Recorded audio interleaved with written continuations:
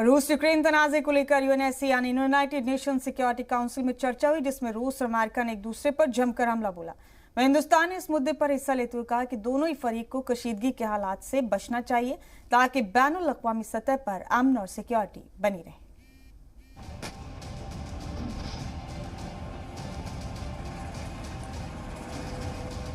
Ukraine को लेकर America और रूस के बीच कशीदगी बढ़ती जा रही है।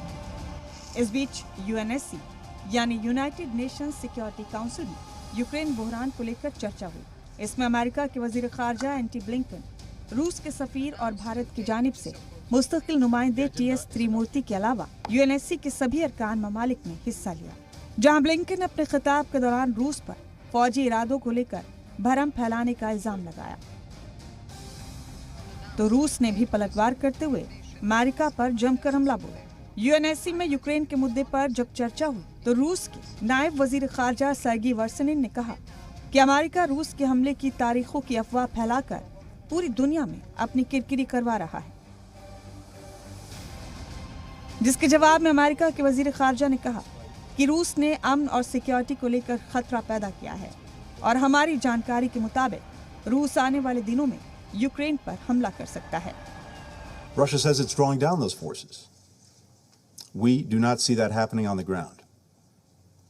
Our information indicates clearly that these forces, including ground troops, aircraft, ships, are preparing to launch an attack against Ukraine in the coming days. वहीं रूस ने अमेरिका पर पलटवार करते हुए कहा कि अमेरिका और नेटो का वाहिद हदफ जंग भड़काना है, जबकि रूस जंग नहीं चाहता है।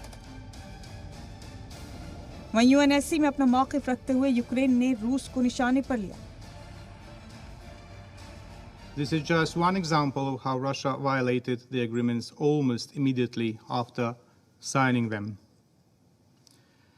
So far, disrespect to undertaking commitments remains the hallmark of Russia's strategy. UN में भारत के मुस्तकिल नुमाइंदे टीएस त्रिमूर्ति ने चर्चा में हिस्सा लेते हुए कहा कि कशीदगी बढ़ाने की कोशिशों से दोनों ही फरीक को बचना चाहिए ताकि बैनुल अक़वामी अमन और सिक्योरिटी बनी रहे। The issue can only be resolved through diplomatic dialogue. India's interest is in finding a solution that can provide for immediate de-escalation of tensions, taking into account the legitimate security interests of all countries and aim towards securing long-term peace and stability in the region and beyond. More than 20,000 Indian students and nationals live and study in different parts of Ukraine, including in its border areas. The well-being of Indian nationals is a priority to us. Ukraine और रूस के बीच कशीदगी को लेकर आलमी जंग का अंदेशा पैदा हो गया है। दुनिया की दो बड़ी अजीम ताकतों के बीच टकराव रोकने में अक़वाम मुत्तहिदा का रोल और भी अहम हो जाता है। ब्यूरो रिपोर्ट, ज़ी मीडिया।